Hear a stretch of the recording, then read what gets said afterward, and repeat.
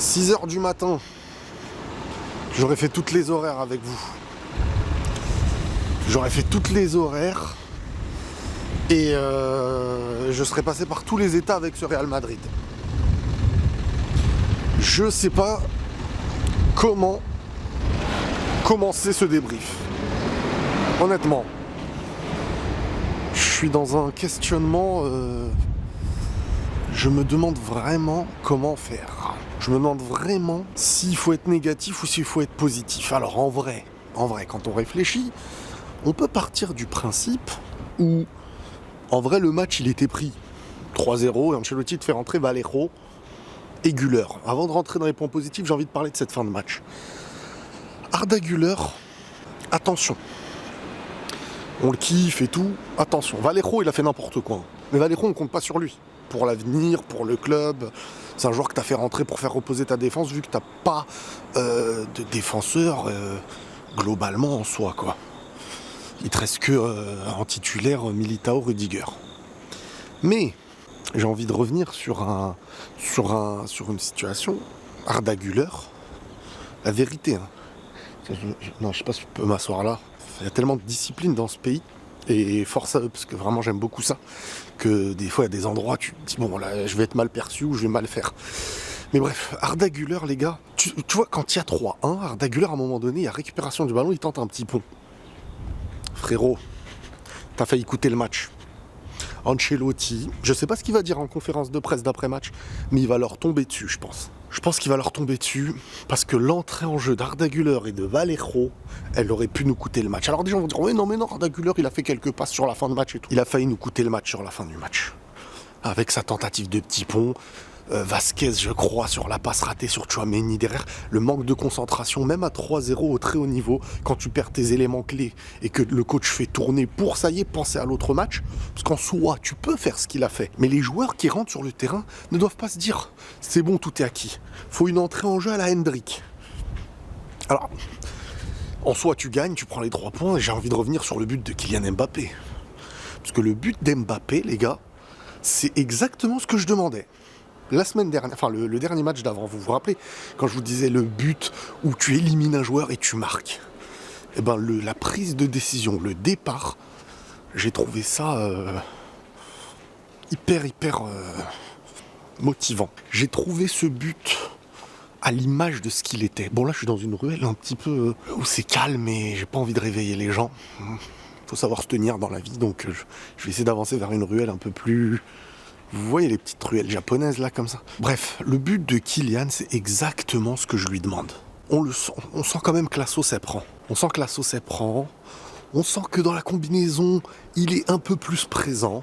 On sent qu'il peut faire plus la diff. On sent qu'il y a possibilité de combiner. On sent qu'il se marche plus dessus. Ça c'est hyper important. Il se marche plus dessus avec Vini, par exemple. Et ils sont chacun dans leur poste. Donc Vini il a des opportunités individuelles, comme quand il n'y avait pas Mbappé. Et on va pas parler de Rodrigo. Vous voulez qu'on parle de Rodrigo? Rodrigo, les gars. Rodrigo, il est... En fait, c'est un Rodrigo en concurrence.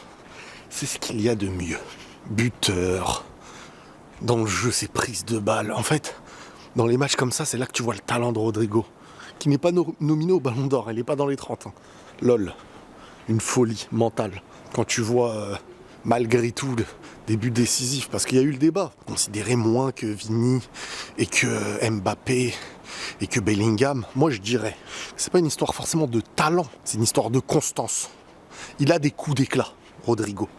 Là où Bellingham, d'un début à une fin de match, Mbappé, sur ce qu'il a prouvé, par le passé en tout cas, et sur Vini, c'est la constance qui fait la différence. Rodrigo, là sur cette saison, pour l'instant il l'a, cette constance.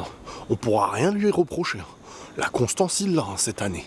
Mais il faut qu'elle continue. Et en fait là, c'est peut-être l'année où soit, écoutez, soit il va être constant, soit il va continuer à jouer comme il joue, marquer des buts, être présent et tout, et à la fin, se dire, si le Real passe à 4 au milieu et tout, qui joue moins, se barrer à City, ou alors faire carrière au Real avec des assurances, avec une assurance. Bon, Vinicius, j'ai envie de revenir un petit peu, j'y reviens rarement, mais là en fait, vous comprenez bien la nuance, il est important que vous compreniez une chose. Moi, Vinicius, quand il fait sortir l'adversaire de leur match, c'est le football et je suis content. Mais quand Vinicius met en danger son équipe, chose que je ne vois pas très souvent, parce qu'il énerve l'adversaire, mais son équipe, il fait la diff et tout, comme sur ce match. Hein. Dès le début, engagement, il fait la diff. Hein. Décisif, passeur, Vasquez, pas mal. Même si sur la fin de match, ça un peu trop de légèreté sur le match. Chose à ne pas faire. Hein. Les gars, vous n'avez pas le droit à l'erreur. Bref, Vinicius, j'ai pas aimé le risque dans lequel il s'est mis. Il s'est mis en danger, Vini. Il s'est mis en danger et il aurait même pu coûter son absence pour le prochain match. Parce que le prochain, c'est contre l'Atlético, les gars. Je sais pas si vous vous rendez compte, une minute. Tu perds Vini dans le... Limite, à un moment donné, je me suis dit, attends, limite, j'ai l'impression qu'il va essayer de ne pas jouer le prochain match pour une raison que j'ignore. Parce qu'en fait, il a pris des risques. Mais l'arbitre, moi je veux le... Parce que moi on me dit, ouais maintenant quand tu parles à l'arbitre et tout, il a lâché des jaunes sans aucune pitié. D'accord, moi tu me dis c'est le règlement, d'accord. Bah alors moi je vais voir tous les matchs maintenant. Parce qu'il va y avoir des vingtaines de cartons tous les matchs. Et c'est pas après, il y a un autre match que je regarde, je vois il met pas de carton. Ça va m'énerver. Ça va m'énerver bien fort. Donc moi personnellement, je veux pas de choses comme ça. Parce que l'arbitre, il va faire le fou contre le Real, et les autres matchs, il prend pas en compte... En fait, le but d'un arbitre, c'est de tempérer, c'est de créer une psychologie saine, de faire comprendre aux joueurs les choses. Tiens, attention, prochain, je te le mets. T'as compris, voilà, t'as compris, j'ai compris. Mais quand il y a une incompréhension totale entre les joueurs et l'arbitrage, comme les matchs comme ça, mais c'est catastrophique. Tu manges plus de fautes contre toi, tu les mets plus en danger, donc c'est eux qui font les fautes, on va dire, les plus dangereuses. Et toi, en fait, tu repars avec 1000 cartons pour des joueurs importants et tout. Donc après, sur une vieille faute, tu prends un rouge. Un peu de psychologie. Ou alors, aucune psychologie avec tout le monde dans tous les matchs. Mais ça va être saoulant, sinon. Mais après, le Real, s'ils étaient revenus à 3-3 en face, tu t'en serais voulu par toi-même. Valero, il a perdu tous les points qui lui restaient, c'est-à-dire qu'il lui en restait pas beaucoup en plus. Et non, moi je dis la vérité, ça devient compliqué. Ça devient compliqué en défense parce que t'as pas le droit à la moindre erreur. T'as pas le droit à la moindre erreur et en vrai, moi je suis... Un match comme ça, je partais hyper positif. Comme je vous dis, je sais pas comment le prendre à la fin. Je pense quand même qu'il faut partir sur l'optique d'un match où... En fait, l'optique finale, c'est t'as maîtrisé ce match, il n'y avait aucun danger. Et quand tu fais rentrer tes remplaçants, ils ont cru que le match il était acquis. Sauf qu'en face, ils ont eu un but qui les a un peu lancés. Là où toi encore, tu pensais que c'était acquis. Tu pensais que c'était acquis, mais il y a eu un petit espoir qui a été donné. Et cet espoir qui a été donné fait que toi, t'as douté. Et ensuite, il y a eu ce deuxième but. Et là, c'est là où j'en veux énormément à Arda Güler de tenter un petit pont comme ça et tout ça. Ça, c'est pas digne du Real. Une entrée comme ça, c'est pas digne du Real. Et attention à ne pas trop prendre la confiance. Parce que là, Ancelotti, il lui donne de plus en plus de temps de jeu. À chaque match, soit en tant que remplaçant, il a eu des matchs titulaires. Je trouve qu'il a pas... Il a montré des choses, mais dans une fin de match comme ça où tu mènes au score, un peu plus de combativité sans ballon, un peu plus de volonté collective. Et là, c'était une volonté individuelle sur l'idée de briller par un petit pont dans ta zone défensive. Et là, t'es trop en danger. T'es en danger en faisant ça. Et moi, personnellement, j'aime pas. Et voilà, il faut plus faire ça parce que là, ta saison, elle saute. Hein. Comme je vous dis, à chaque fois, le faux pas que tu fais avant que le Barça le fasse, t'es à 90% en train de faire sauter ta saison. Parce que moi, je lis les commentaires, certains. Il y a des gens qui comprennent pas, en fait. Mais ce n'est que le début de la saison. Mais oui, c'est que le début de la saison. Je l'ai bien compris. Sauf que, actuellement, le Barça maîtrise mieux la Liga que toi. Pour l'instant, c'est des faits, ce que je dis. Il maîtrise mieux la Liga que toi. Et derrière, si tu perds un match ou que tu fais un match nul, tu te retrouveras à 6 points. C'est-à-dire 2 défaites. Il devrait faire 2 défaites, mais sans que toi, tu fasses un faux pas. 2 défaites sans que toi tu fasses un faux pas. À un moment donné les gars, faut Si t'as 6 points de retard sur le Barça, et qu'en plus t'as pas joué le Classico, bah alors imagine qu'il se passe mal le Classico. Bref, les options deviennent très compliquées. Donner l'opportunité au Barça de perdre 2 matchs pour être égalité avec eux, ouais, voilà, vous me comprenez ce que je veux dire. Je crois que les gens oublient que t'as 4 points de retard face au Barça, qui déroule en Liga, qui est en confiance. Ça va vite, hein. Si tu cours après 6 points de retard, c'est toi qui es en danger, c'est toi qui es dans le doute. Et là, ça se joue à un but, à une frappe, à une tête, à un pénalty, à n'importe quel détail dans un match comme ça. Ça te rassure pas comme il faudrait, alors que t'as totalement maîtrisé ton match. Après l'entrée d'Hendrick, j'ai bien aimé, encore une fois. Mais Hendrick, on le veut plus longtemps. Hendrick, le temps, il est trop court. Parce que dans un match comme ça y est, l'équipe, elle avait reculé et tout, avant de réattaquer quand tu leur as offert les opportunités. Mais Hendrick, il a ce truc. Quand il met le corps et tout, ça fait vraiment plaisir. Puis il y a du vent, là. Je sais pas si vous m'entendez bien. Il y a du vent. Et ouais, donc l'entrée d'Hendrick, encore une fois, un élément marquant, toujours. Toujours. Bon, il aurait pu prendre un rouge. Hein, ça c'est pas faux. Il a pris un jaune, mais par contre derrière lui, quand il se mange le coup, l'arbitre il dit rien. Parce qu'il y a une action juste derrière où il se mange le coup. Et l'arbitre, en fait les arbitres contre le Real, non, c'est pas les arbitres contre le Real, c'est certains arbitres tout court, parce que je les vois pas contre les autres comment ils jouent. J'ai pas envie de faire la victime, mais moi je constate que certains arbitres, ils veulent trop. Je sais pas si, comme ils savent qu'ils ont une mise en avant de fou contre le Real et même contre le Barça et tout ça, en fait, ils sont dans une psychologie de cow-boy, quoi. De dire, avec nous, vous rigolez, avec moi, ça rigolera pas, ou je sais pas, comme certains profs, en fait, qui n'ont pas la psychologie pour être respectés, donc ils ont besoin, en fait, de faire les cow-boys, quoi. Moi, j'aime pas du tout cette mentalité.